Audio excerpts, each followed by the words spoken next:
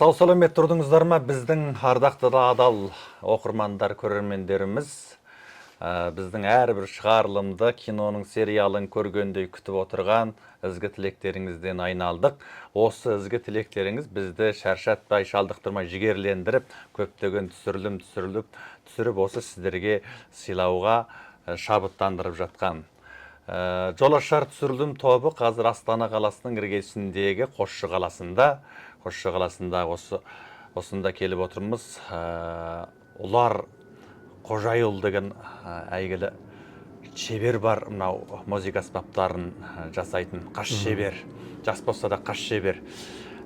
Соның шеберханасына келіп отырмыз. Бүгін енді бір жақсы әңгіме болады деп күтіңіздер. Өйткені ұлар әрбір әншінің дауысын тыңдаған кезде дәл соның дауысына лайық домбыра жасап береді. Міне, бұл да осы өз кәсібінің маманы екендігін білдіреді. Осы бүгін домбыра жасау және осы домбыра күйшілік туралы әдемі әңгімемізді өрбітеміз. Ұлаш, бірінші қонысың құтты болсын, осы Қосшы қаласына келіп қоныстанып жатқаныңа. Әмин, рахмет. Екінші, мынау өзі келесап, осы жерден шеберхананы құрып жіберіп, қауырт жұмысқа кірісіп жатқаныңызға қарағанда біз кеш жақын келсек те. Бұйырса, осы жерде де сұраныс жаман емес ұқсайды. Шүкір Құдайға Осы жердегі тірліктен бастай беріңіз. Енді біздің дәстүрлі сұрағымыздың бірі, осы қашан кеп қоныстандыңыз осы ата жұртқа? Мен 23-ші жылы 11-ші айда келдім тұра. Осы жерге. Қазір 11-ші айда. 2 жылға аяқ басып қалған екен ғой. Енді толады ғой 11-ші айда. 2 жыл болады. Енді Қытайда да жүрген кездері, ол кездері көп домбыра жасадыңыз. Қанша жыл шеберхананы қанша жыл аштыңыз? Мен енді бұрын кішкене кезімде домбыра істедім, бірақ кәсіп қылмадым оны. Осы 2009-дардан бастап негізі осы мен кәсіби түрде алыстым. Содан бері қарай жасап келе жатырмын мен. 2009-дан бері қарай болғанда да бір 15-16 жыл болып қалған екен ғой, иә? Иә. Ұзын саны бір қанша домбыра жасаған секілсіз санап көрдіңіз бе? Кім біледі енді, мөлшермен кем дегенде бірнеше мың домбыра бар шығар. Бірнеше мың домбыра бар, иә? Бұл енді негізі көп тапсырыспен болады ғой, сонда? Бұл енді негізі тапсырыспен істемесек үлгіре алмаймыз ғой. Мен алғашқы мезгілдерде домбыраны алғаш негіз етіп жасаған кезде енді көбінше тәжірибе топтадым. Ол кезде көп өндірмедік. Ол кезде сол қалай өндірісті тездету, дыбысты қалай, сапаны қалай өрлету, сапаны да санды да өрлетудің амалдарын ойлап көп жылдар уақыт кетіп қалды. Іздендіңіз ғой, басқа шеберхана болмаса, басқа да осы музыка аспаптарын жасайтын орындарға бардыңыз ғой? Көп жерге бардық қой. Ең ішіндегі ұнағаны сізге енді осы ғылыми түрде жасап жүргендер қай жерлер? Бас клубтарда бар ма, жоқ па? Біздің енді осы домбыра жасайтындардың ішінде гитара, скрипка жасайтындардың көп техникалары бар. Оларда тездету амалдары да дамыған бізден. Әлде қайда дамыған. Гитараларда болсын, скрипкаларда болсын, оларда жаңағы материалдың талдануынан тартып кебуіне дейін бүкіл түрде ғылыми түрде жүйеге түскен. Қай материалмен шанақ істеуге болады, қай материалмен қақпақ істеуге болады, қай материалмен мойын істеуге болады, қай материалмен басын, қай материалмен тиегіне дейін. Бүкіл ағаштың қаттылығын, тығыздығын, сосын тембр дейміз, дыбыс бояу, дыбыс жаңғырту, өткізу дәрежесінің бәрін зерттеген. Біздің қазақта зерттелген ба бұл енді? Қай жылдар зерттелген қазақта жүйеге түс? Ахмет Жұбанов деген үлкен академик ғалым болған. Иә.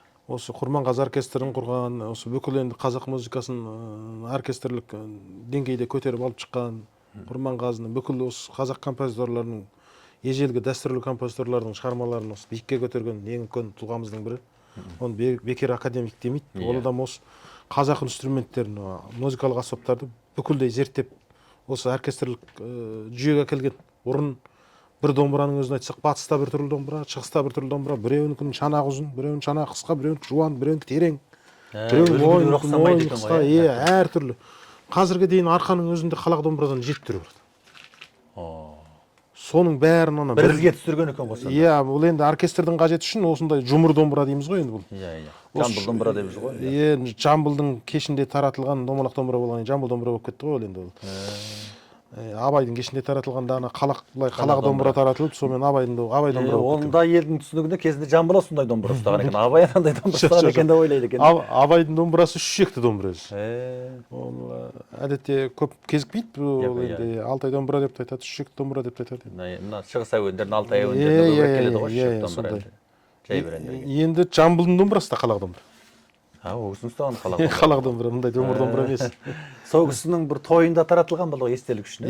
Ана немене кешінде Абайдың 150 жылдығы ма, сондай кез ғой деймін мен, қателеспесем мен. Сондай кезде мына Мерей домбыра заводы мен Асакарпкадағы завод сол біраз домбыра өндіреді екен. Сол кезде қалақ домбыра шығады екен. Соны келген қонақтар, сыйлы қонақтарға естілікке береді екен.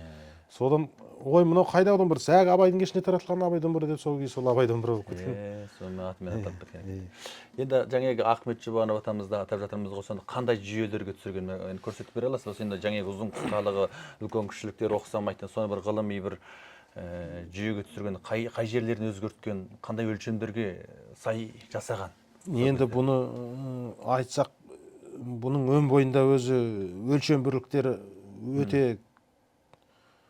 өте бір биік деңгейде зерттелген асап, бұның халықараға жаңағы танылуындағы бірінші халықарадағы басқа ұлттардың бәрінің бұны жылы қабылдауындағы себеп бұның жаңағы құрылымдық орналасуы музыкалық аспапқа ғылыми түрде орналасқан. Мысалы бір тиектің өзін айтсақ, мына бет қақпақты жалпы ұзындығы 40 сантиметр болса, мына жағынан 16, мына жағынан 24. Бірдің 1,16 қатынасты жерінде тұр. Бұл бірдің 1,16 қатынасы деген алтын теңдік қимасы дейді ғой. Иә. Бұл алтын теңдік деген дүние әрқандай нәрсе содан қашып құтылмайды. Өзі былай қарасаңыз, аспан мен жердің үлестік салыстырмасы да бірдің 1,16 қатынасы дейді. Ондай қатынаста болмаса, адам өзі жерде жүрген сияқты болмайды. Бүкіл әлем заңдылыққа, мынау сол әлемдік заңдылыққа сәйкес келген. Оның сыртында бұл мына қозғалыстағы тербелістегі ішек аумағының өзі 72 болса, мойын соның 3-тен 2-сінде мойыны, 3-тен 1-інде, мысалы 3-тен 2-сінде мойын болса 48, бұның дәл ортасы мына чанақтың кеңдігімен бірдей болады. Ал енді мынау 48, мынау 24, 48, мынау тағы 24. Бұның жаңағы мынау 12 басқыштық дыбыс басқышы дейміз ғой, 12 нелік бір октава ғой енді, толық жарты дыбыстары қосылған кездегі. Сол бүкіл аспаптардағы бар дыбыстарды ойнай алады, 2 октаваның үстіндегі дыбысты ойнай алатын аспап. Бұны қазір енді 19 пердеден арғарай 24 пердеге дейін салып жүргендер бар, салдырат кейбір кісілер қажетіне қарай. Шетелдің музыкаларын бірдемелерін ойнағанға. Енді Сарыарқада да бар енді бір деп кететін жері.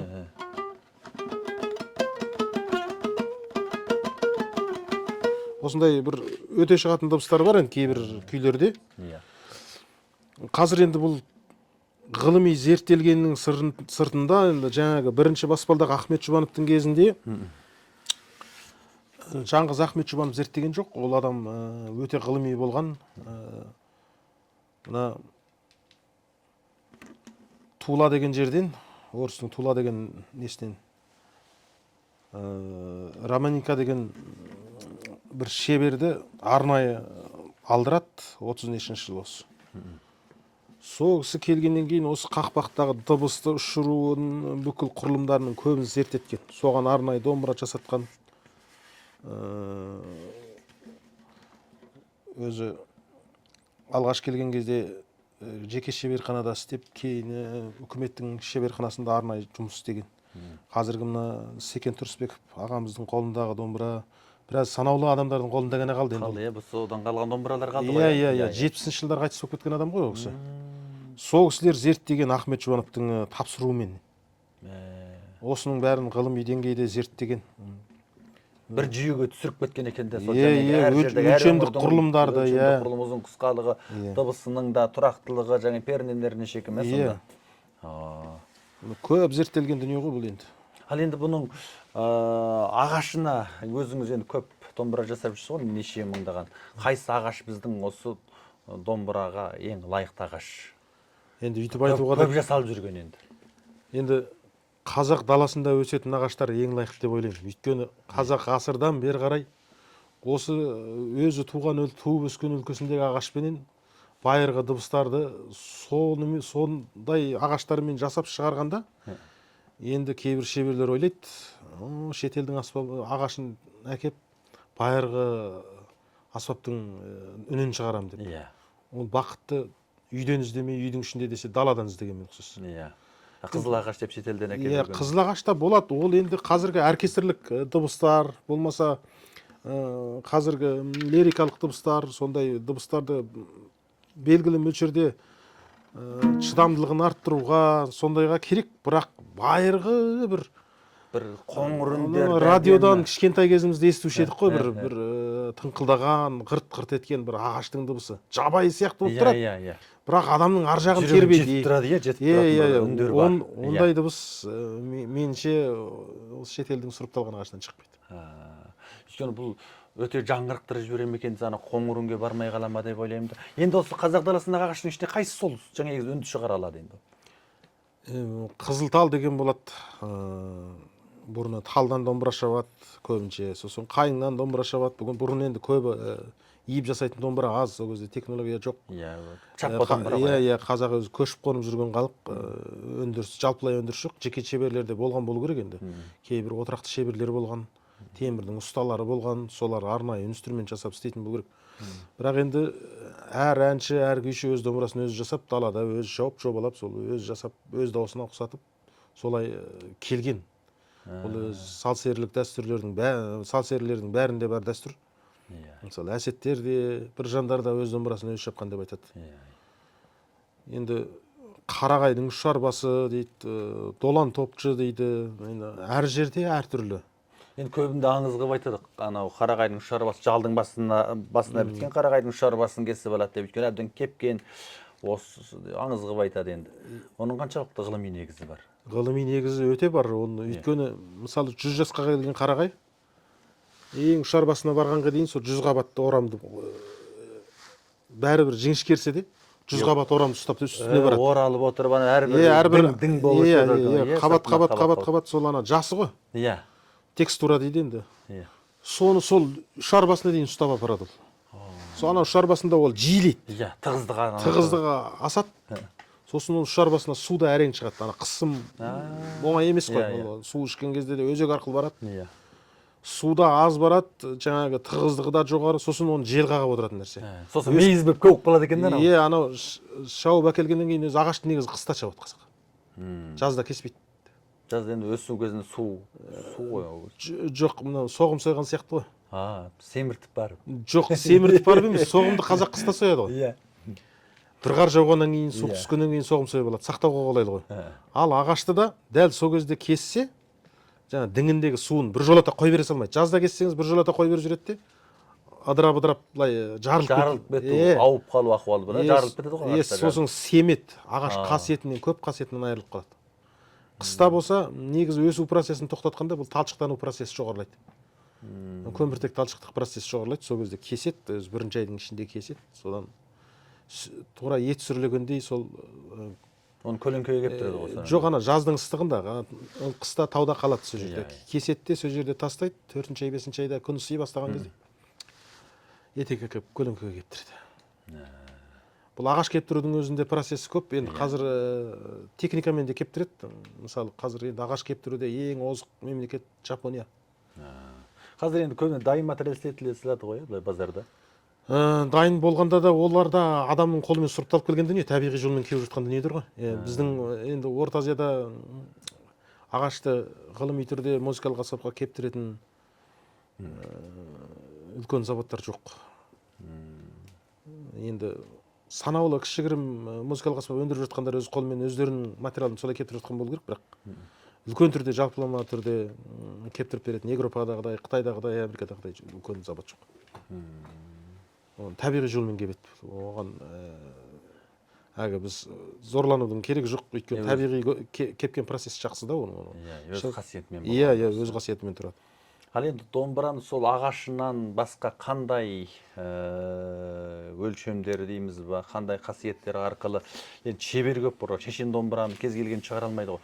Қалай шешен домбыра шығаруға болады енді сол жаңа ағашы келсе енді ары қарай қандай өлшемдер бар, құпия болмаса. Қазақ айтады ғой енді. Иә.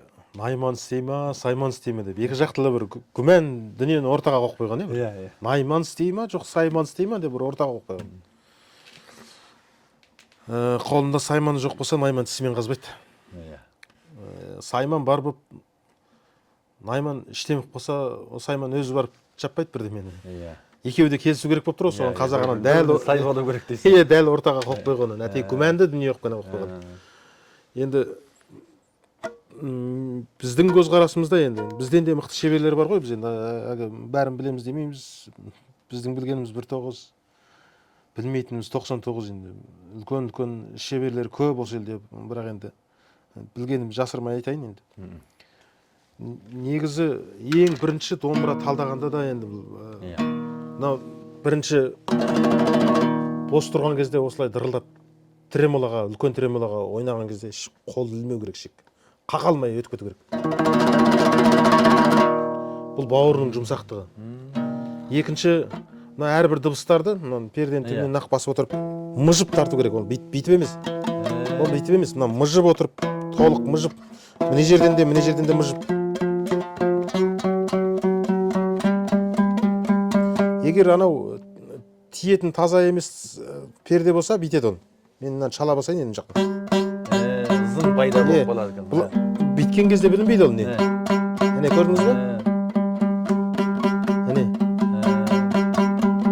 Соған бүкіл дүние таза болып шығу керек. Нотасы таза болу керек. Тап таза болу керек. Сосын мына интервалдар, орындар дұрыс болу керек. Дыбыстың орындары, перделердің орындары кей кезде қате болады. Асты дұрыс болса, үсті дұрыс болмайды деген сияқты. Осы дүние енді. Одан кейін шанақ жағында. Шанақты енді көп адамдар айтады, енді көп адамдардың қате түсінік бар қазір енді. Ойбай, шанағы көп болса жақсы, 9 шапақ болу керек. 9 шанақ деп айтады. Шанақ емес әсіл, шапақ қой. Мынау бүкіл осы 9 шапағымен, қақпағымен қосылып шанақ. Бір ғана жалпысы. Мыналар әрбір қауынның тілімі сияқты ғой. Қауын шапағы секілді. Қауынның шапағы сияқты. Мына 9 тілім болса да, 7 тілім болса да, бір қауынды сіз 7-ге тілсеңіз де, 9-ға тілсеңіз де бәрібір сол қауын ғой. Бір қалыптан шығып жатқан дүние. Оның 9-іне, 7-сіне, ағаштың 7-сіне қарай болмаса бір көркемдік ретінде, домалақтығын арттыру ретінде істейді. Бірақ оның бәрібір ішкі күптік көлемі бәрібір бірдей ғой. Мүмкін елдің идеясында ол шанақ үлкен болған сайын дыбыс сондай күшті шыға ма деп ойлаймын. Жоқ, енді бұл енді стандарт домбырада мойын 48, жаңа шанақ 40, 24, 12 ғой енді. Олар ұқсас. Енді оны енді кейбір адамдар былай болады. Кейбір адамдарға, мысалы, домбыраны жақсы ойнайтын кейбір кісілерге мына 9 шапақтап істеп берсең, ұнамайды. Өйткені ол көп ойнағанда былай айланып кетеді. Ана 7 шапақтың мына жағы жалпақ болады ғой. Мына тұрғанына жақсы. Қолайлы екен. Ұстағанда. Анау жалпақ тұрғанына жақсы да, аунап кетпейді. Анау домалақта оқып қалады. Анау көп техникаларды істетіп отырған. Педалдарды ашып жапқан кезде, бүйткен кезде анау сырғып кетіп қалады. Ыңғайсыздық тудырады. Оны енді. Ал енді бетінде не құпия бар, осыны бір ашсаңыз. Енді бет қақпақта енді бұны енді тілмен жеткізетін нәрсе емес. Егер осыны тілмен жеткізсек, бүкіл халыққа барша шындығын 100% айту керек еді. Жолаушы деген ағайымыз бар. Жолаушы Әбілғазыл Тұрдығұлов осы Абай атындағы педагогика университетте сабақ береді, шеберліктен, домбыра жасаудан. Сол кісіге біраз күн шәкірт болғам, 17-ші жылы іздеп келіп. Ол кісінің енді қолданып жүрген тәсілі көпул деп қояды. Мына скрипканың тәсіліне ұқсап қалады. Бұл ойған қақпақ. Мына тиектің мөлшері қалыңдау келеді. Тиектің астынан сәл кішірек мөлшерде. Соны мына айналаға қарай жұқарып, сосын ең шеткі ерінеу қайта қалыңдайды. Мына жер бір 9 сантке дейінгі жер қалыңдау тұрады. Оның өзінің белгілі өлшемдері бар. Жіңішкелеп айта алмаймыз да оны тілмен. Оны бір фотомен, видеомен бірдеңе болмаса жасау барысында көрсетпесек. ол енді бір тілмен жеткізе алмайтын тіл ғой, енді бұл біртүрлі бір өнер деген дүние. шешендігіне қатысты болған үннің Иә, жаңа мына беткі шыршаның болмаса самырсынның қатты жұмсақтығына, тығыздығына қарай, серпімділігіне қарай жаңағының жұқалық, қалыңдық жерлері өзгеріп отырады. Секреттері өзгеріп отырады. Енді бұл бір тәсіл. Енді бір тәсіл екі жерден кейбір кісілер, енді үш жерден кейбір кісілер былай көлденең X формасында, енді кейбіреулер жаңғыз қиғаш формада алдына ғана біреу салып, кергіш салдыра ма? Иә, пружина, Пружина салдыра. Иә, кергіш деп те айтады, пружина деп те айтады, серппе деп те айтады, енді әр жерде, әртүрлі енді. Сол кергілердің орны дұрыс болу керек бірінші. Сосын қатты жұмсақтық дұрыс болу керек. Жаңағы қақпақтың қалыңдығынан сырт, жаңағы екі жердегі кергінің серпімділік күші екі шектің тиекке басып беретін басымдылығына дәл төтеп беретін ғана болу керек. Одан асып кетсе, екі шек қақпақты тербей алмай қалады. Одан кем болып қалса, екі шекті қақпақ көтере алмай қалады. Ыңқ етіп бәгіл дейтін бір домбыралар бар ғой. Қаққасаң қарт етіп бар, жоқ болады, дыбыс дереу сөніп қалады. Ұзақ тербелмейді. Тербелей алмайды. Ол жаңа бойына таратып тұра алмайды, ұстап тұра алмайды. Өйткені күй келмей тұр ғой ана байқұс. Бірақ сөйлей алмай тұр екен ғой. Иә, ана байқұсты анау мыжып жоқ қылып тұрған, дей берген кезде кеудесін отырғызып жібереді. Сол күшінде тұр енді бұл нәрсенің. Күшін сезіну керек. Бұны ендігі бір сөз жоқ, мынандай миллиметр қалыңдықта десе келмейді. Ол өйткені әр қарағайдың, әр самырсынның, шыршаның көтерімділігіне қарай ұқсамайды. Ол сезім ғана біледі. Ақырындап құлақ, құлақпенен, көзбенен өлшеміз, қолмен ұстау арқылы бәрі. Күшін көру керек, бүйтіп жаңағы екі шектің салмағы қаншалықты екен. Оны да ғылымилыққа апаруға болады. Мына гитара жасайтындар бар, менің гитараны дамыт дейтінім.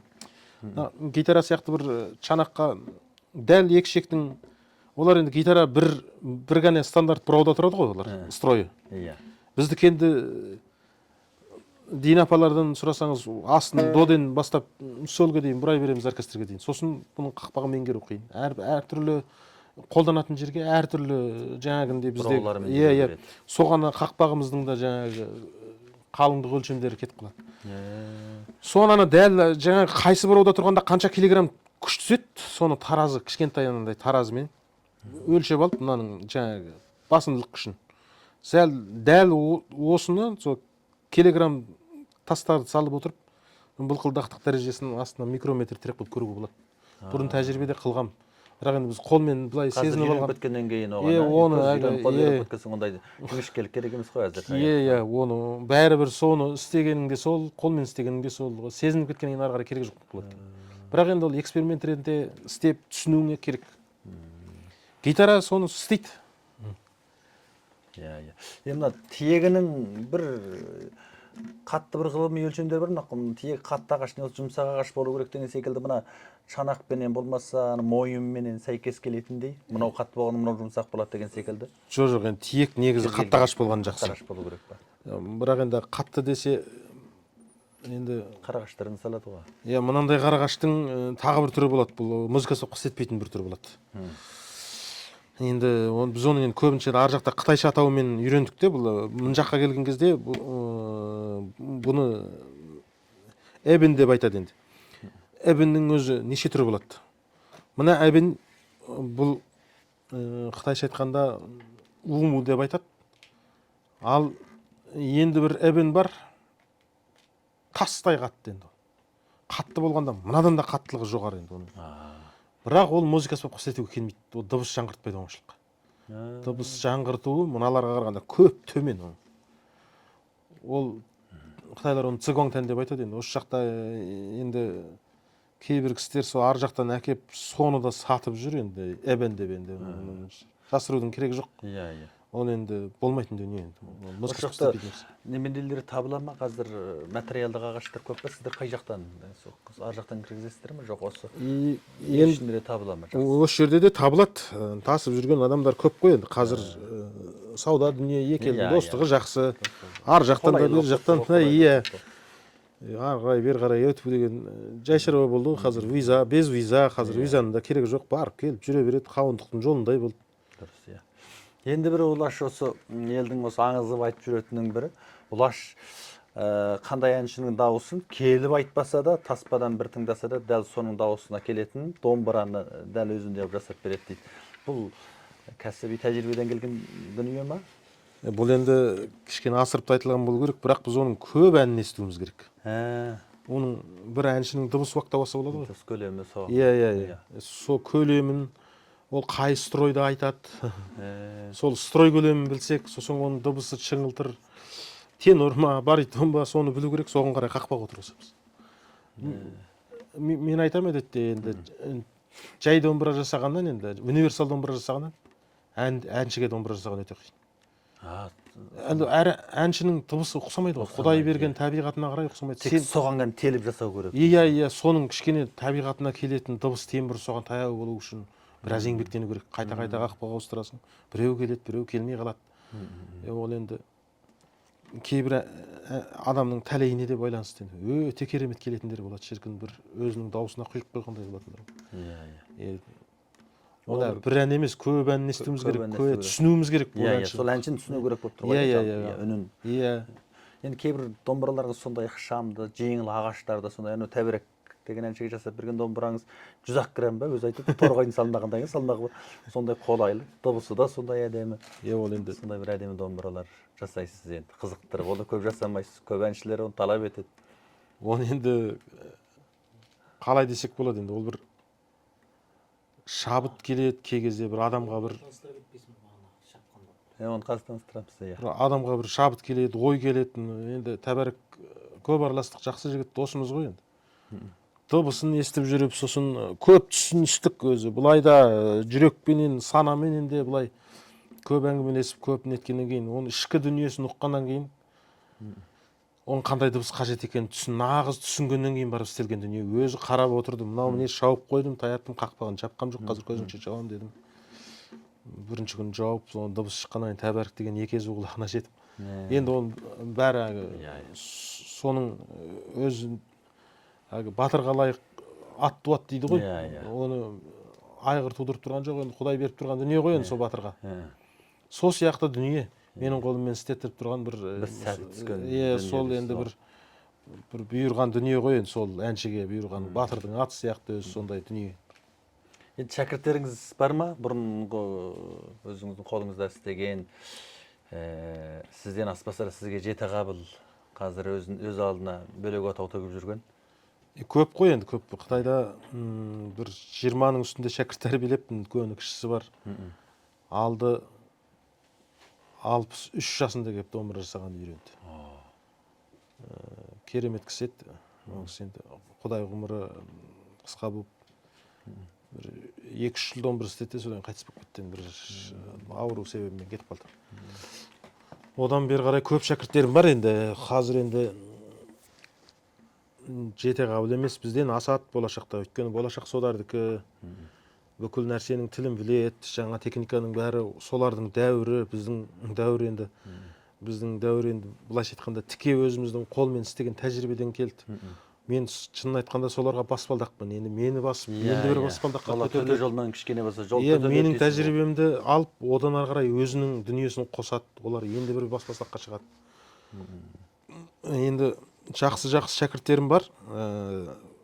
Төрбіжін ауданында Есқат Дәуренбекұлы деген шәкіртім бар. Осы бүкіл инструменттерімнің жартысын сол жерде қалдырып, сол жерде бір отау сол жерде бөліп шығарып. Содан бірақ кеткен. Одан мына Құлжаның Тоғыз тарауында Саяқат деген тағы бір шәкіртім бар. О да керемет істейді қазір. Жақсы, әдемі істейді. Екеуі де домбырашы, домбыр үйретеді. Олар шебер болу үшін бірінші домбыр күйші болу керек қой. Иә, музыкалық аспапты қандай аспап жасасаң, сол аспапты ойнай білу керек. Ол енді сен өз мініңді өзің білмесең, ел қайдан саған мініңді айтып дамытады. Ал енді сол күйші болады дегенде, шебер болу үшін, осының шыңына шығу үшін және қандай қасиеттер болу керек сол адамдарда? Енді қандай өнердің шыңына жету үшін бірінші адамның ойында ешқандай салмақ болмау керек. Ой сана таза болу керек. Өзі өнер деген дүние, ой санасы таза адамның бойына ғана қонады. Басқа сен ойың миыңның ішінде қалың арамдық жүрсе саған қайтып өнер қонады, оны өнер қонатын жері де жоқ қой оның. Ішіне қалың миың өзі аз ғана бір былайша айтқанда бір карточка ғой енді, ол бір флешка. Сөз бір сыйымдылығынан артық дүниені қабылдамайды ғой. Сен қайдағы бір қулық сұмдық, арамдық болмаса той, қаңғыру, бәлен түген деген сияқты бірдемелерді тығып алсаң, ішіне өнер сыймайды ғой. Өнер сиятын жер қалмады ғой енді. Негізі соған ар жақта бір Құдай берген талант болу керек. Одан кейін тәжірибе қабылдау керек елдің. Еңбек қылу. Одан кейін тәжірибеден кейін барып біреудің тәжірибесін қабылдағаннан кейін бір ары қарай еңбектену керек. Ол қып-қызыл еңбекпен келеді. Өнер деген дүние шаң құсап қонатын нәрсе. Шаң қашан бір топырақ эстетика болу керек, адам жасампаздық қабілет болу керек қой жаңағы. Талант деген сол ғой енді. Табиғи талант дегеніміз сол ғой енді. Ана ұстаз деген 1% ол. Жаңағы өзіндегі бар тәжірибемен бөлісті, сені бір деңгейге көтерді, одан ары қарай көтерілмесең, сенде түк те жоқ, нөлсің дейді. Енді ол ұстаздың арқасында көтеріп тұрсың. Енді одан ары қарай жол жүре алмасаң, онда нөлсің. Ал әзір шәкірт қабылдайсыз ба? Енді біздің көрермендер, оқырмандар бар. Егер естіп жатса, мына Қосшы қаласына келіп, Ұлас Шеберге шәкірт болуға енді әркім қызығатын шығар осы салаға. Әрете қанша шәкіртке шейін қабылдап істетуге болады осы жерге? Мына жерде 4 шебер қатарынан тұрып істеуге болады. Бізде мына жұмыс үстел дейміз ғой. Жұмыс үстелден анау екеуі тіс киіммен істесе, екеуі ана жердегі столды былай шығарсақ, 4 адам сия береді, емін еркін сия береді. Жұмыс процесін былай айландырып, уақыт бөліп тастаса, соған әркім әртүрлі істей береді. Бізде қолмен істейтін инструменттер көп, төгін инструменттермен бір аптаның сенбі-жексенбісінде бүкіл материал даярлап алсақ, дүйсенбіден жұмаға дейін ұра беруге болады тоқтаусыз. Бұның қолмен істейтін дүниесі көп қой. Жіңішке жұмыстар қол байлайтын жұмыстар. Сол ғой айландыратын. Ол инструмент жетеді енді. Оған өзі алды далада жатыр, сыймай. Ал енді мына домбыраларыңыздың бағасы негізінен көп тапсырыспен жасалады ғой. Тапсырыспен жасалған домбыра деген ол бекер домбыра емес. Бағалар қалай енді? Енді ұқсамайды ғой. Қалай адамдар сұрау мүмкін, енді көріп отырған көрермендердің енді қанша мөлшерінде бір. Енді бір асырып айтуға да келмейді. Әр адамның қалтасына қарай өз дүниесін алады ғой. Өзінің қалауы болады. Енді оны біреуге 1000 юандық керек шығар, біреуге 10.000 юандық керек шығар. Енді ол өзінің қалтасы біледі. Сосын өнерге деген ықыласы біледі. Мынау енді Пекинде бір жігіттің тапсырған тапсырысы 10.000 юандық домбыра. Осы арнайы 700 теңгелік домбыралар. Арнайы осы ағаштан істеп бер деп, осы ағашына дейін бүкіл дизайніне дейін өзі жобалаған. Жобалатып арнайы. Осындай шықса деп. Ой өрнектерін, мойнында екі жағын шыр шағып неміске, ортасын сол қарағаштан салдырған. Мыналардың бәріне бір қайыңнан не қосқанбыз. Ортасына қайыңнан қысып отырып құрағанбыз мына. Әртүрлі ағаштың. Мынау енді бір әсемдік қой. Бір жағы мына екі қатты ағаштың ортасында қайың ағаш жақсы желім деседі де, соны жақсы ұстайды. Екі қатты ағашты біріне-бірін шаптаса, қазір жақсы желімдер де бар да, сонда да адамның көңілінде екі қатты ағаш біріне-бірі желім қалай болады деп күмән тұрады. Мынау енді жұмсақ ағаш, ана сіңеді оған. Желім сіңеді, ұстайды. Көңілде бір алаң болмайды дейсіз. Сіздің жасаған домбыралар қазір енді танымал адамдардан кімдердің қолында жүр? Енді осы жақта көп жоқ. Мен осы жаққа жаңа келіп, енді бастап былтыр қыста ғана шеберхан бітірдім. Биыл жаздан бастап жұмыс істедім ғой негізі. Осы жақта енді алып жатыр. Алла қаласа біраз кісілерге домбыр істейміз енді. Бірнеше кісілердің тапсырыстары бар. Жанғали Жүзбай ағамыз қалақ домбыр істетіп жатыр енді. Соны бастап істеп жатырмыз. Жобасы шығарып қойғанбыз, әлі біткен жоқ. Дәулескер күйші кісі ғой. Кісінің ықыласы түсіп жатса, әрине. Осы жақта енді Еркін ағамыздың қолында жүр, бұрын қолында болған. Ал енді осы домбыраның бір дыбысын көрсек, өзіңізді күйшісіз бір жағы кәсіби. Дыбыс дегенден бағаннан тазалығы, несін, бауырын жұмсақтығын көрсетіп жатырмыз ғой енді. Мен өзі ар жақтан ертеде көшем дедім. Содан карантинге бір 5-10 күн қалғанда ма, Шәуешек қаласында бір үйім бар еді, соны сата алмай, сонымен жүргем. сол сатылды 5-10 күнде. Сол Шағанның мерекесі шекара жабылды.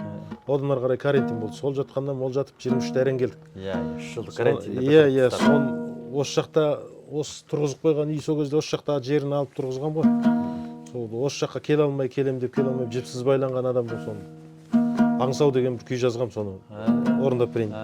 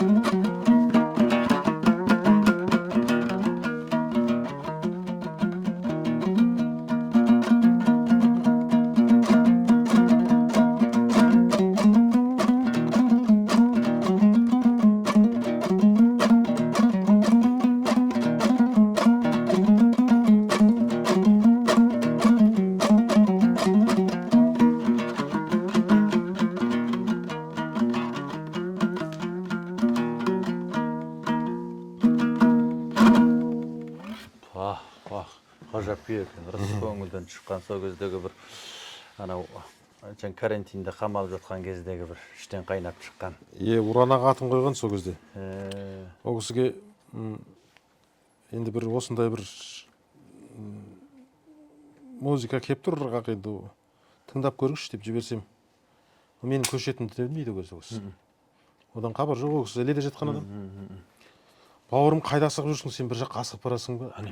Бір ынтығып бір жерге асығып тұрған сияқтысың. Жете алмай әшейін бүйтіп талпынып тұрсың ғой дейді ғой. Сен неменеге асығып тұрсың, мынаның атын аңсау қойсаң болады екен деп сөйтті. Басымнан башпайыма дейін дір ете түсті. Ғажайып. Күйдің тілі дегесі ғой. Ғажайып қой енді. Ғажайып ғой. Біреудің тілсіз домбырамен айтқан дүниесін 100% түсініп тұру деген үлкен өнер ғой.Оранаға ол енді домбыраның тілін білетін адам. Күйдің тілін білетін адам. Керемет. Енді осы шеберхана ашып отырған шеберлер көп қой. Ортақ жіберетін қателігі қайсысы осы? Енді көпке топырақ шашуға келмейді. Жаңадан бастап жатқан шеберлерді айтайын. Енді бір ең бастапқы дүние сол жаңағы бауыр жұмсақтық пен дыбыс тазалық қой. Одан ары қарай дыбыс ұшуы, сақтауы, сосын ары қарай шыдамдылығы деген сияқты дүние. Ол ана дыбыстың тазалығы менен бауырының жұмсақтығы деген дүние жаңа бір сызғышпен қойып көре салатын дүние ғой. Көзбен көріп, қолмен ұстауға келетін дүние. Ең қарап, осының көзінен ақсап жататын жағдай бар ғой. Иә, көп. Өйткені жаңағы кейбіреулеріне өкпеде жүр, өйткені ұстаз көрмеген. Олар ұстаз көрмегеннен кейін жаңағындай нөлден бастап өзі тәжірибе қабылдайды да, ол кейбір біреулердің істеп жатқан процесс жоқ ода. Істеп жатқан жол жоқ. Ол бірдемеден бірдемеге секіріп, шала-шала бір нәрселерді өз ойымен кете берген. Оны енді кейбір жай шеберлерде ол домбыра жасай алмайды, керек жоқ деуге де келмейді. Оның да өзіндік бір Құдай берген санасымен тапқырлаған бір ерекше әдістері болады. Сондай болуы мүмкін. Адам, бір адамның ойы бір ғана шақты ғана дүние ғой. Көп тәжірибе жию керек. Мен өзім жақсы жаман көп шеберді көрдім. Шанақ құрауды, көрпіс жию дейді ғой енді. Көркем Бақтылы деген досымыз бар Толыда. Сол кісіден үйренгем. Енді ойған қақпақты сол жолаушағадан үйрендім. Енді мына пружина қақпақты енді сол Романенконың домбыраларының үнін естіп соны көргеннен кейін ары қарай өз құлақтық эстетикаменен ары қарай өз сол қуып жүріп әйтеу біраз оқсатқан болдық енді. Ол бірақ ел біледі ғой оның бағасын. Ел жақсы бағасын береді. Осы олардың жасаған домбыралары ішінде кәсіби домбыраға қай-қайсына лайық деп енді көп қойған шытканменен сыншы жаңағы тараз дейді ғой. Жаңағы шеберлердің көбінде жаңағы сызғышпен қойып алуға, қойып тұрып көріп алуға келетін жаңағы бауырының жұмсақтығы, перденің тазалығы деген ең бір былайша қойқаттық сауат дейміз ғой. Иә, дәл бастауыштық сауат қой. Әлпелік сауат содан жіберіп жататын кездер бар дейсіз ғой. Иә, болады енді ондай. Кейбіреу асығып та кетуі мүмкін. Кейбір кезде материал кетпеген материал істетіп азып кетуі де мүмкін. Кетіп қайып қалады. Мойынды сәл артығырақ жонып жүрсе, жіңішкеріп кетсе, о да тартып кетеді. Бұл енді бір затына қарап бір шеберді мүлдем былай деуге келмейді. Оның көп затын көру керек. Ол бір санаулы домбыралардың, мысалы, домбыра деген дүние бір ыстық суыққа да четен нәрсе бұл өзі. Мәшиненің артында багажникте бір жыл жүрген жындыларды көргем. Мынаны эбенмен істеп бергенбіз ғой. Бүкілде эбен орталарына қатты ағаштан қысып. Енді кәдімгі ауа райда жай былай ұстап жүрсе, бір жыл тұрғой 10 жылда қаймайтын дүние ғой. Анау менен әкеткен, сосын багажникқа салған. Сон бір жыл ма, бір жарым жылдан кейін маған келген ғой. Мойны қашпақ болған дейсіз. Мойны қайып кетті мынаны. Бұл қайда тұрды, қалай болды мынау десе. Сол сізден алған күйі ғой, сол багажникта жүр дейді. Көкем-ау, сен багажникке бір жыл емес, бір күн түнеп көрші десе, тірі қалсаң маған кел деді. Сен багажникке бүкіл терезеңді жап та, багажникта сен бір күн түнеп көр, сен бір сөтке жатып көрші ыстықта. Не болады? Мұнда адам жануардан не секілді. Бұда да өзі белгілі мөлшерде дымқылдық болу керек. Көп адам ойлайды, құрғақ болса жақсы деп. Бұл қатты құрғақ болып, ешқандай дымқылдық қалмаса, адам ойнамаса бұны қақырақ қалатын нәрсе. Шанағы алда түсіп қалады. Бүкіл шапақтар саудырып керек адам қолын терісін деп айтып. Мына дененің өзінде де, мысалы, адам өзі 78% судан тұрады ғой. Сол мынаған 30%-тік су бере алады. Мынау күнде ойнап отырғанда дыбысы қоңырланады. Ашылады ғой, ашылады ғой бір. Үні ашылады деп айтады енді. Ол үн деген белгілі мөлшердегі жаңғырықтығы, беттің солқылдақтығы, дірілдердің орындары жайғасады. Сосын жаңағы бұны жасаған кездегі желімдер, бірдемелер кебеді ғой. Бірақ ал енді кейбір үйге барсаң, ойналмаған домбыра тұрады. Не былай ілініп, не былай ілініп, ол бір жыл тұрды ма, 10 жыл тұрды ма, алып қаққасаң қақыраған дыбыс шығады. Құп-құрғақ, қаңғыр еткен бір ашты болып кетеді. Сол не дегенде өн бойында дымқылдық жоқ, ойнамағаннан кейін. Ол күнде ойнап тұрған аспап адамның өзіне қарай бейімделіп алады. Аспап адамға бейімделеді, адам аспапқа бейімделеді. Біріне бір жатып алатын нәрсе. Бейне атың сияқты ғой бәрі. Енді мынау көне домбыралардан сіздің қолыңызға ескі көненің мұрасы болып түскен домбыралар бар ма? Соны қайтадан жаңғыртып жасап. Ондайлар болды енді. Мен ең көнесін айтайын енді. Оратал облысында Арасан ауданында Әділбек деген досымыз болды. Сол жігіт нағашы атасы бала күнінде біреуден алған домбыра екен. Ол біреуден, тағы біреуден алған дүние ұқсайды енді. Әсет замандарының домбырасы. Дәл сол Әсет Найманбайұлының домбырасымен ұқсас бір уақыт мөлшерінде сол дизайны де бәрі ұқсас жасалған домбыра екен. Ол маған өзі алғаннан бері қарайғы тарихын айтқанның өзінде көрмеген қорлық жоқ екен о домбыраның. Ол оқуға кеткен кезде бұның бет сынған. Ол өзі чанағы мен мойны басы бірақ бір ағаштан қарағайдың тұр ұшар басынан чапқан дүние екен. Қақпағын шегемен отырғызған екен. Кейін қақпаға отырып кетсе, түсіп кетсе, сынық баса, оны кейін бүйтіп жем салғыш қылыпты дейді. Үйге келсем, қорада сол сиырға жем беруге өлшем қылыпты дейді. Мен бір лет, кебектен бір лет, анадан бір лет бүйтіп араластырып. Анау сол өлшем қылыпты дейді. Мынадан аншау, анадан аншау. Мә деп айғайға басып, ойбайға басып алып барып. Итказ құймаған қатабы. Соны домбыра болғаннан кейін оған батыл бармаған болу керек енді әйтеуір сиырға жем салғыш қалыпты енді ана өлшем ретінде. Біраз жерге барып қойған екен. Одан әгін әке бап қалай жөндерін тұқпаймын. Елдің домбыраларын көрдім дейді. Өзім домбырадан хабарым жоқ. Бірақ ол неме көркем сурет оққан шебер мүсінші болады. Енді бетіне ол қарағайдан салатынын да түсінбейді ғой. Фанерадан бірін әкелдім әдемілеп отыр. Фанерадан қақпақ қып жауып бетіне ой өрнек салып айтып бүйтіп сыртын сырлап саған. Ләг емес анандай краскаменен ұрған ғой.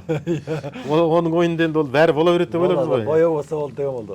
Кейін мен домбыра кәсіби жасап жатыр дегеннен кейін хабарласып бірімізді іздеп әрең таптық осы. Жақсы дос едік сол мектепте жүрген. Кейін ол кезде бізде телефон жоқ, бірімізге біріміз нөмір қалдырып кететінде. Кейін біреуден біреуге сәлем айтып жүріп бірімізді біріміз тауып сол кезде алып келді бірінші рет. Екінші рет келген кезінде. Осындай бір домбыра бар еді еке, мынау мен атамның көзетін мынаны жасап бермесең болмады деп. Қарасам мен бұрын Әсет Найманбайдың домбырасының несін көргенбіз ғой. Суретін. Ана видеосын жіберді ғой. Ана үйіне барып отырып сол домбыраның копиясы да мынау қай замандағы дүние десем. Осындай нағашы атам бала кезінде біреуден алыпты, ол біреуден алған домбыра дейді. Кем дегенде бір 100 жылдың ар жағындағы дүние ағашының өзі мүйіз боп қалған кеткенде. Ләгінің сол қақпағын қайтадан жұлдық, бүкіл ләгін қырық краскасын бірақ қырып, қайтадан қақпақ салып. Ол бір қызығы, бір қызығы о домбыралардың. Мынау енді басымен бірақ тұтас шыққан ғой. Мына тесіп мына жерден екі шекті артқа қарай өткізіп жібереді екен, құлақ алдынан артына қарай соғылады екен. Ана Әсет Найманбайдың домбырасы да сондай. Сондай ма екен? Екеуі де сол бір үлгіде, бір неде чапқан. Сонда бір шебер не Әсеттің өзі, не сол Әсеттің маңайындағы біреудің жасаған дүниесі. Екеуінде бір адам істеген менше. Өте ұқсас. Бірталай көлем рақам. Содан қақпағын ауыстырдық.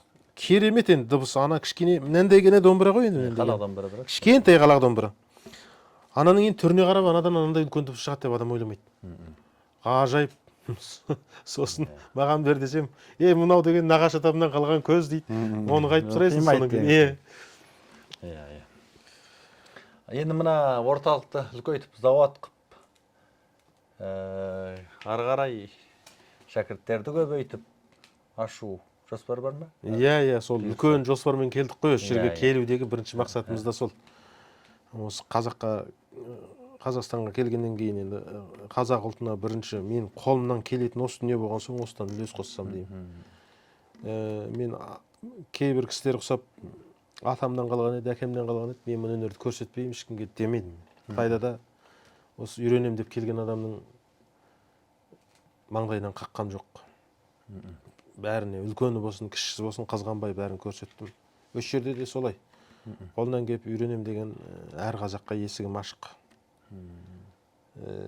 Бұлай онлайн бірдеме көрсетіп жер десе де осы жерлік шеберлер бар, біраз хабарласады. Ақтау, Атырауда бір жігіттер де хабарласады, жас жігіттер. Мен енді қолымнан келгенше айтып түсіндіремін, бірақ бұл көзбен көрмесе айтып түсіндіруге келмейтін жоқ. Үйренем деген әр қазаққа есігім ашық. Жарайды. Енді елге келіп жассыз, елге осындай өнеріңізбен келіп, есе қоссам деп жассыз. Ел сізге не беріп жатыр осында келген кезде? Біз ар жақта жүргенде ойлайтынбыз, ар жаққа барсақ енді осы қалай жанбағанбыз, не істейміз, мен заводым жүре ме, барсам жұмысым жүре ме, ел мені тани ма, танымай ма. Ол адам деген өзі күмәншіл болады ғой. Көз қорқақ, қол батыр. Келгеннен кейін әуелі мен Қытайдан келді деген жоқ. Осы үйді салғаныма 4 миллион теңге қаражат берді. Көшіп келгеніме квота берді. Әр жансанға 258 мың ба, 300 қанша мың ба сондай. Мұтып қалдым енді. 1,5 миллиондай ма сондай. Квотасын бір көшіп келу қаражатын берді. Көші-қон қаражатын берді. Мына үйдің жарым ақысын 4 миллион теңгесін берді. Бітті ғой. 5 миллионның үстінде ақша берді ғой. Маңдайдан сыйпап келгенде. Өзіңіз ойлаңызшы енді. Көп жеңілдік қой. Ал енді басқа да қандастар бар, ағайындар бар, екіұдай күйде отырған, қайсек деп отырғандар бар деген секілді. Енді қоныс жаңалы оңай емес, басқа жер жұмыс жасап оңай емес. Қандай ақылыңызды айтасыз өзіңіз? Осы жерге келіп алғаннан кейін көңіл күй енді орнығып қалды ғой біраз. Осы жерде қаншалық дәрежеде мүмкіндіктер, жеңілдіктер бар деген секілді көшіп келгеннен кейін жұмыстану жағындағы өзіңіздің көріп жүрген маңайда қандай мүмкіндіктері бар екен? Енді бұл жерде сан саралы кәсіппен шұғылдануға болады. Өйткені Астананың іргесі, автобуспен барамыз. 20 минутта Астананың қай түшкісіне болса да автобуспен жетіп алуға болады, үлкен түшкілердің бәріне. Қанша шақырым Астана қаласына шейін? Бір ортасында бір 11 километр ма, сондай ғана. Қатынас қолай жер ғой. Қолайлы. Бір ғана трасса ғой. Бұл жерде жаңағы қол өнермен де, аспаздықпен де, болмаса мал шаруашылық, егін шаруашылықтың бәріне жан-жағында бұның бәрі мүмкіндік бар осы Астананың төңірегінде. Базар Астана. Не өндіріп, не сатам десең де, мал бағып, қойды апарып етін қып сатып жіберем десең де, әуелі үйіңде отырып, торапқа жариялап сатам десең де сатыла береді ғой. Қазір ол алушы дегенді ешкім іздемейтін болды. Қораңның кеп алып кетеді. Қылай ағы өзі бір 5 сиырды байлап алып, соны сауып, сүтін мен сүт сатам десең, келіп сүт ататындар сенің үйінен кеп алып кетеді. Таза сүт ішкісі талайы бар. Бізде сол өзі кішкенем бар ғой мен. Сүт сол алдын ала нетіп қоямыз, сол жерден алып кетеміз. Әкеден кәкіп қояды. Мұны чаппадон бар ғой, мұны өзі қырғыздардың қомызына оқсан қырап қалады екен ғой. Бұл қайда шыққан үлгі бұл? Тәмбірге де ұқсап қалады енді. Енді бұл туыстас ұлттарымыз ғой, бәрі де түрік халықтары енді. Мынау Естай Балмырза ауылы деген күйші өткен батыстың. Сол кісінің домбырасының үлгісін жіберіпті, фотосын, видеоларын. Бір жігіт Англияда. Осындай домбыра істеп берсеңіз деп. Сосын соған қарап отырып, өз ұқсатып, ойып, сол істеп шаппадон бір қайыңнан ойылған ба? Жоқ, самырсын ғой. Самырсын ба? Шанағы самырсын. Самырсыннан ойылған. Бұл ән домбыра ғой, Жоқ, бұл да күй сол. Негізі.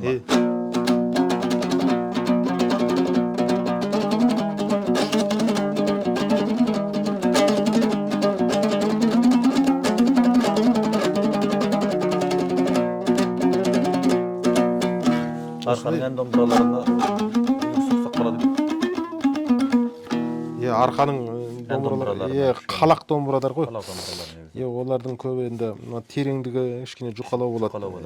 Көбі енді. Тереңдері де болады ғой, дарын енді әншілер. Шұғыл тебеді ғой. Шұғыл алдыға қайырады. Анау өйткені әнші ән айтып отырған кезде сол өзінің даусынан сыртынан естіп отыру керек қой, әйтпесе дыбыс таяды. Ол әншінің қанаты ғой, сүйемелер. Лестер балып жүру керек қой, бір кет, бір дегенде мынаның дыбысы тұрақты нәрсе ғой. Тамақ деген бір қолмен ұстауға келмейтін, тайып бір жатқан дыбыс естіген кезде адам сол дыбысқа ілесіп отырады, таймай отырады. Әйтпесе бұндай аспаптың керегі жоқ болса, әншілер тікелей құрғақ дауыспен айта беруге бола беретін еді ғой. Мынау деген енді жандандырады ғой, қазақ әнінің енді бір жаны ғой. Әншілердің өз шертісі де бөлек, өзі ұқсамайды. Шертпенің ішінде өзі бір түрлі бір шертпемен төкпе араласқан, бір төгіп жеретін, көсіп қасып алатын жерлері сұмдық енді. Сұмдық, әсіресе Арқаның әндеріндегі бір қайырымдар, бір өте күрделі кейде қағыстар. Бастықы бір бөлек, ол рәсми күйшілік керек екен оған. Адамды қанаттандырады ғой шіркін, ау тыңдап отырған. Анау айтып отырғанда ананша дүниені алып ойнап отыру деген енді.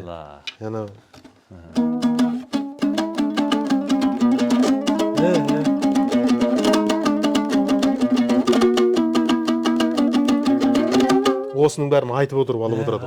Өзі құр күйшінің өзі әрең ойнайтын дүниені солай алып отырады. Азайып дәстүр. Мыңнан бір шығатын сол ғой.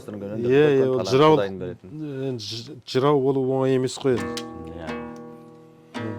Жақсы, құрметті біздің көрермендер, біздің Жолашар бағдарламасын өздеріңіз білесіздер, мақсатында білесіздер. Осында елге келіп еңбек еткен егейлер деген тақырыппен желілес сұхбаттық хабар түсіріп жатқанбыз. Бұндағы негізгі мақсатымыз осы елге келген азаматтардың еңбегін ұлықтау, соны көрсету, сол арқылы шетте қандастарды отанға деген сүйіспеншілігін ояту. Енді біздің осы еңбегімізді сіздер үшін түсіріп жатқан әрбір шығарылымымызды жалғап таратыңыздар, лебіз жазыңыздар, пікір қалдырыңыздар, барлығын елеп ескереміз. Сау саламет болыңыздар, келесі кездескенше.